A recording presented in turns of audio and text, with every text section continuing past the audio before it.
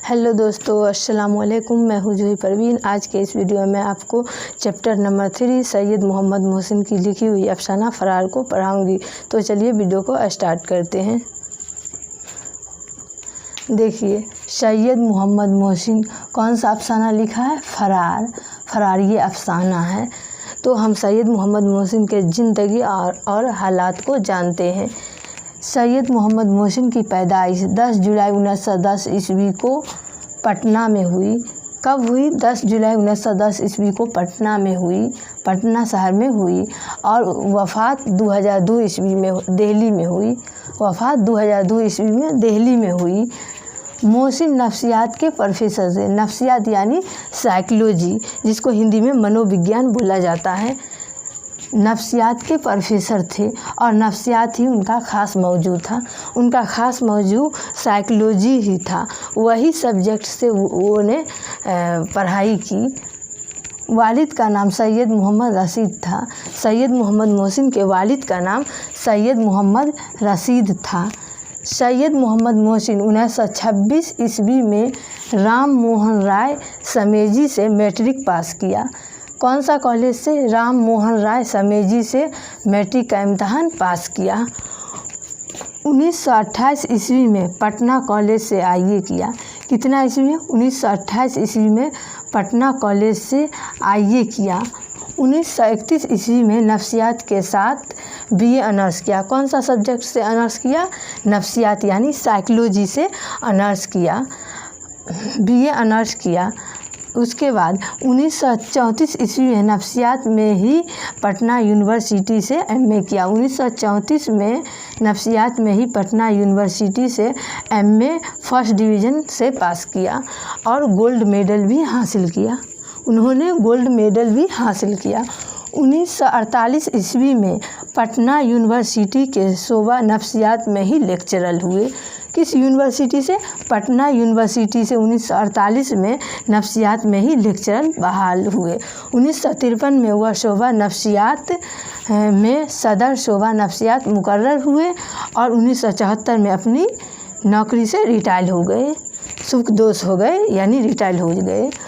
1973 में अपनी बीवी के साथ हज का फरीदा अदा किया। हज कब किया? 1973 में अपनी बीवी के साथ। सैयद मोहम्मद मोहसिन को 3 बेटे। कितने बेटे? 3 बेटे और 4 बेटियां थी। इनके किताबों के नाम है अनोखी मुस्कुराहट। यही अनोखी मुस्कुराहट कहानी के लेकर सैयद मोहम्मद मोहसिन बहुत ज़्यादा मशहूर हुए।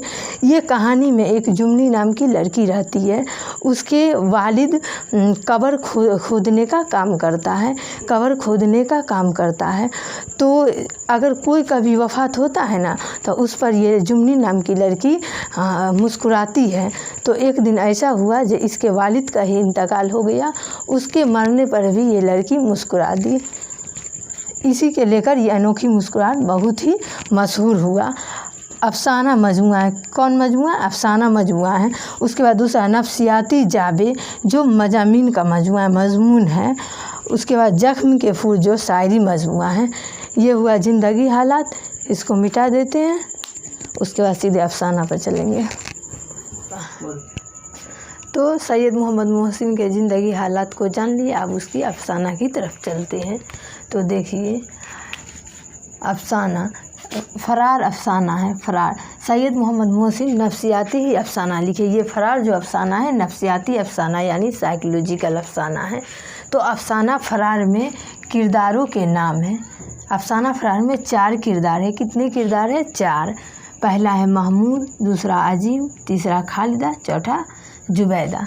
तो इस अफसाना में महमूद इस अफसाना का मरकज़ी किरदार है। अजीम उसका दोस्त है। खालिदा क्लास फेलो है। और जुबैदा जिससे महमूद की शादी होने वाली रहती है। तो अफसाना पर चलते। अफसाना फरार नफ्सियाती अफसाना है, साइकोलॉजिकल अफसाना है।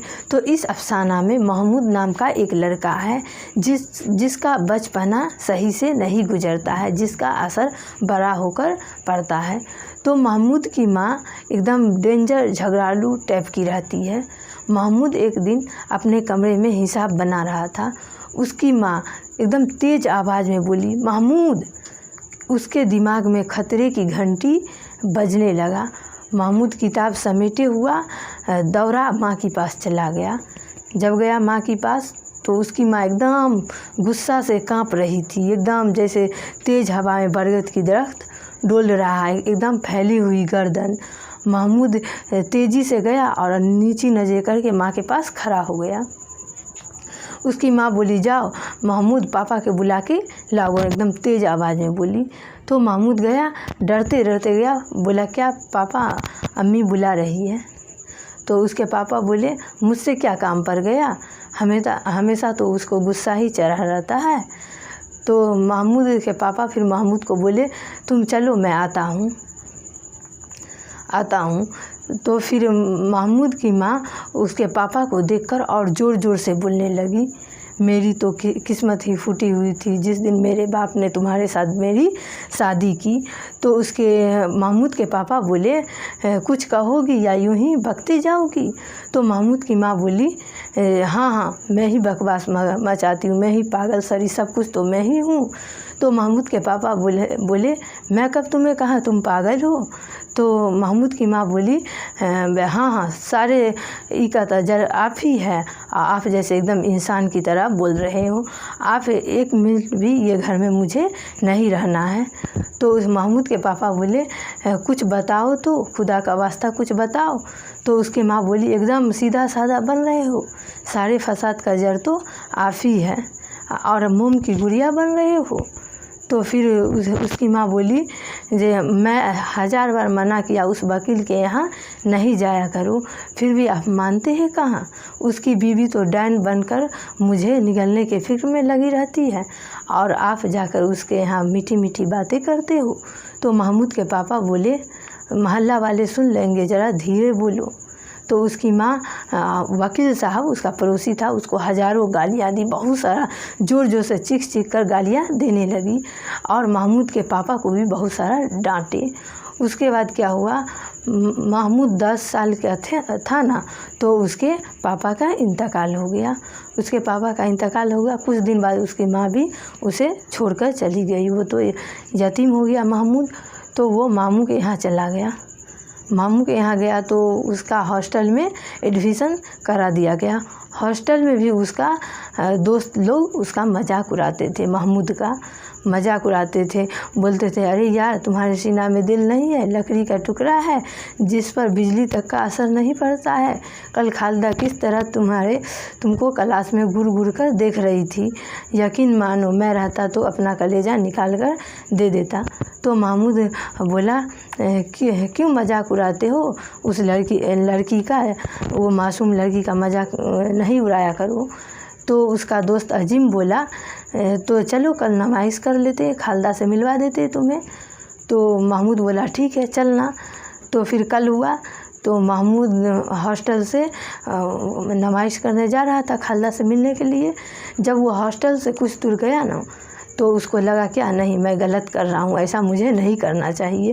सोच कर उसका शरीर बुखार की तरह लगने लगा। तो फिर वो क्या किया, वो रास्ता से लौट गया अपने कमरे की तरफ और कल हो गए महमूद को बोल दिया, अजीम को बोल दिया, जो है ना, नहीं मेरा तबीयत ख़राब हो गया था, मैं नहीं जा सका वहाँ। उसके बाद महमूद अपनी तालीम पूरी की, इम्तहान दिया, उसमें पास किया, डिप्टी कलेक्टर बन गया। उसके बाद वो डिप्टी कलेक्टर बना, बड़ा आदमी हो गया, तो उसका बहुत सारे बड़े बड़े घराने से रिश्ता आने लगा बड़े बड़े घरानों से। तो महमूद एक दिन अपने घर गया तो उसका घर एकदम वीराना सा था।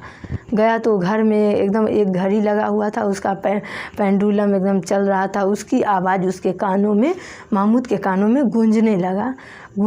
तो उसको एहसास हुआ मुझे शादी कर लेना चाहिए। तो दूसरे ही दिन फिर क्या किया, सारे तस्वीर को देखा तो उसमें से एक लड़की जुबैदा थी, वो अच्छी थी लेकिन उसका तालीम पूरी नहीं हुई थी। तो सभी बात पुख्ता हो गया। उसके बाद बात यह रखी गई, जो लड़की मैट्रिक पास कर लेगी उसके बाद शादी होगी। तो फिर लड़की अच्छे से पढ़ी, मैट्रिक पास कर गई फर्स्ट डिवीज़न से। महमूद खुशी से दीवाना हो गया। अगले ही दिन क्या किया, शादी की तैयारियाँ किया। तैयारियां क्या, बहुत सारे पैसे खर्च किए, शादी में बहुत धूमधाम से एकदम शादी किए, बहुत सारे गेस्ट को बुलवाए।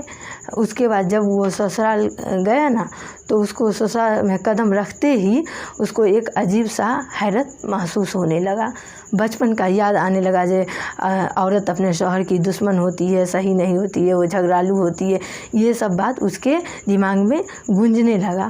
जब वो आंगन में गया जनान खाने में, तो उसका पैर एकदम पाँव लड़खड़ाने लगा, एकदम अजीब सा होने लगा, जैसे उसका दिमाग सुन्न सा हो गया है और जैसे एकदम बर्फ़ सा शरीर हो गया। तो वह ढेर सारी औरत को एक बार देखा कि वो बेहोश होकर गिर गया। बेहोश होकर गिरा, पूरा औरत में हलचल मच गया। उसके ससुर को बुलाया, वो उसके आंख पर पानी और मारा, फिर भी वो नहीं उठा, जैसे बुझाया सांप ने उसे सूंघ लिया हो। बहुत सारा हलचल मच गया। तो यह अफसाना यहीं पर ख़त्म हुआ। ये अफसाना से यही सीख मिलती है, यह तो नफ्सियाती अफसाना है, जो अगर बच्चे का बचपना अच्छा से नहीं गुजरा तो उसका असर उसे बाद में पड़ता है। आज के लिए इतना ही। खुदा हाफिज़।